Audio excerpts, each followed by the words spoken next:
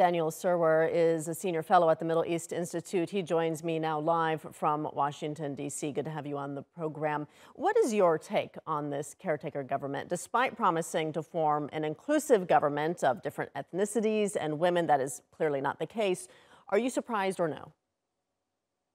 I'm not at all surprised. I think this is exactly the kind of government you would expect the Taliban to name. It's totalitarian movement. It doesn't believe in inclusion, doesn't believe in opposition, doesn't believe in a multi-party system.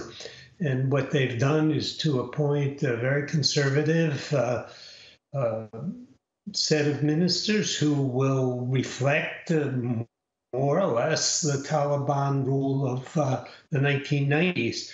And I think it's exactly what you should have expected of them. The first sign is not promising at all. The new cabinet is made up of some Taliban figures who have led attacks on U.S. forces over the last 2 decades. Its leader is on a UN blacklist, and the interior minister is on a U.S. terrorism list. How should the international community proceed in potentially dealing with this government?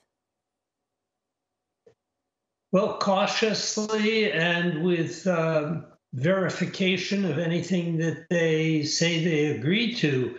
You know, I think the fact of the matter is the Taliban authorities need money more than anything else from the international community. There are Afghan assets in the United States are frozen. World Bank projects are suspended. International Monetary Fund special drawing rights have been frozen. I think we have to see how this government reacts to the financial pressure that's brought to bear.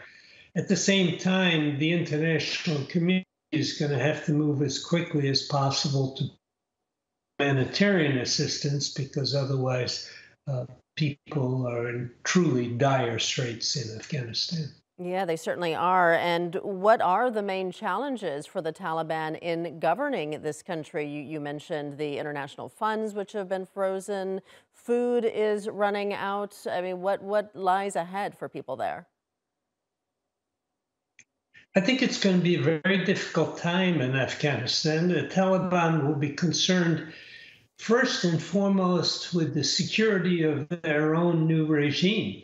And they are going to repress demonstrations. They've already started. They've been firing live fire against demonstrators in a number of instances. They've been intolerant of women's demonstrations. And they are going to try to repress any kind of opposition in the country. That is their first priority.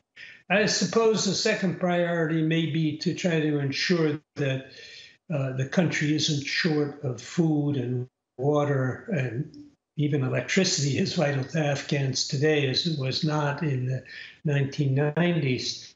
But the first responsibility will want to fulfill is the responsibility of protecting themselves and their power.